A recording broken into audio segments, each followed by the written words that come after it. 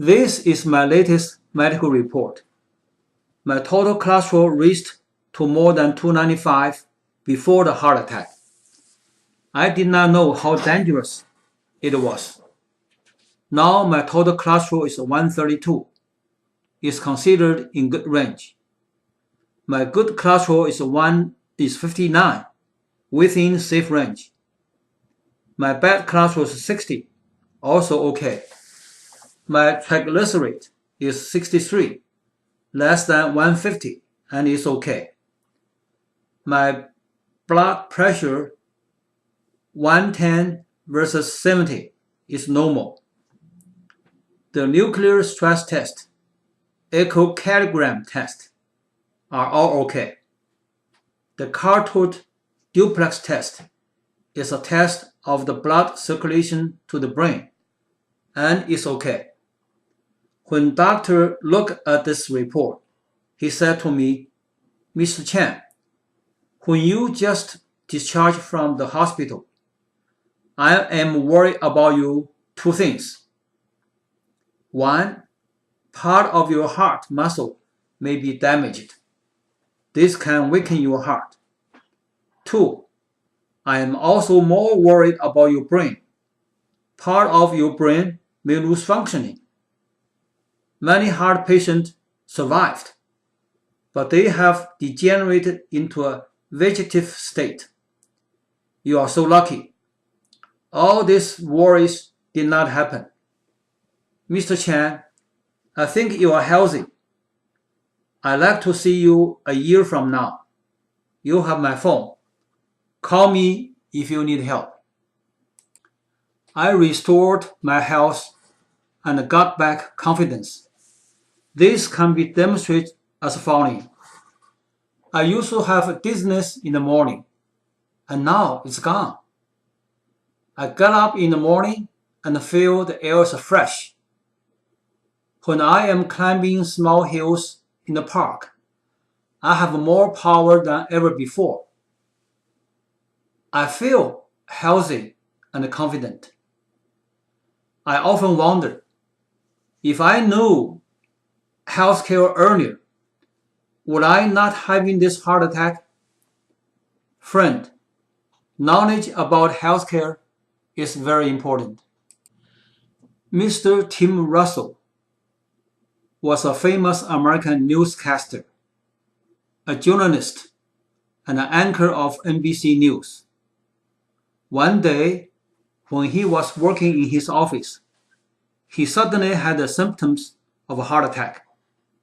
But he did not know it was the sudden arrival of the global killer. His co-workers apparently did not know either. His last word was, "What's happening?" I mention him here because he had similar symptoms as I did. I did not know that was the global killer suddenly arrived either. Fortunately, I did not go to work on that day. I am at home. Perhaps that was why I survived. I feel that we owe him a fair answer to the last question he asked. I want to make an analysis here and to see if he could be saved. Can Mr. Tim Russell be saved?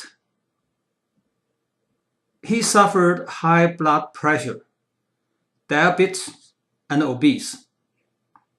He had seen a doctor and been examined for various aspects of heart disease. But as we have learned in medicine, there are many unknown areas. Medicine is a science, but also an art, not pure science. There is a long way to go on medicine. I believe his doctors warned him. However, as a flawed human being, we need to be constantly reminded until it gets into our blood. A checkup does not guarantee that the heart attack won't happen. If Mr. Tim Russell was alert to the symptom of a heart attack and be careful about his physical condition and be vigilant. Upon recognizing the symptoms, and he asked his co-worker to call 911 immediately. If in his workplace, AED is available and used in a timely manner by trained personnel to make his heart start again. As a heart patient, I sincerely hope, and I do believe, if 911 rescue team and hospital emergency procedure done timely, there is a good chance that he could be saved.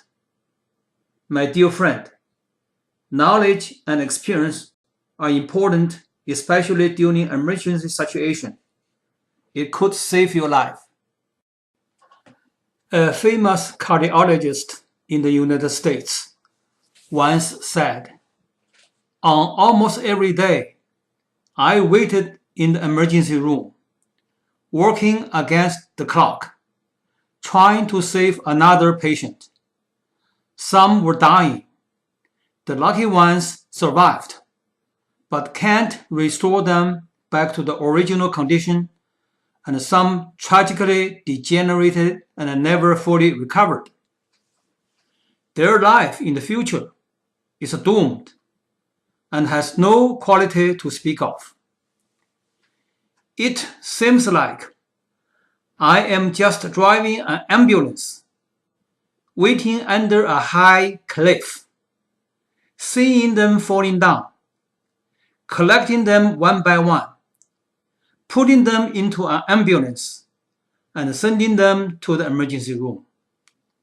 I can't stand this anymore. Too many people get sick because of their ignorance.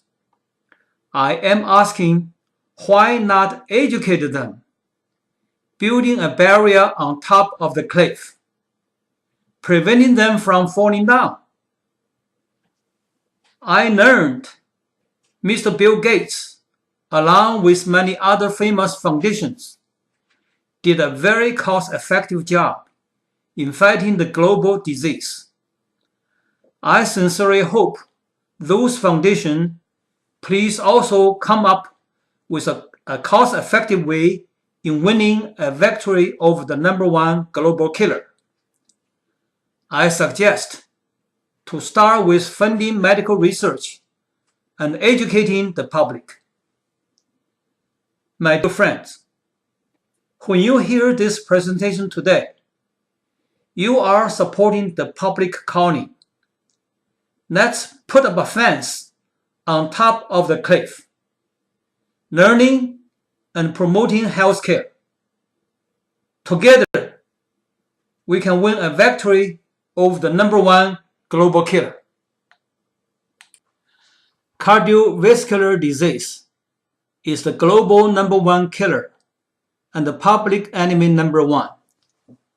This killer has no regard to race, color, man and woman, young and old, which country you come from, your political preference, and your religious belief, rich and poor. This is a truly global enemy.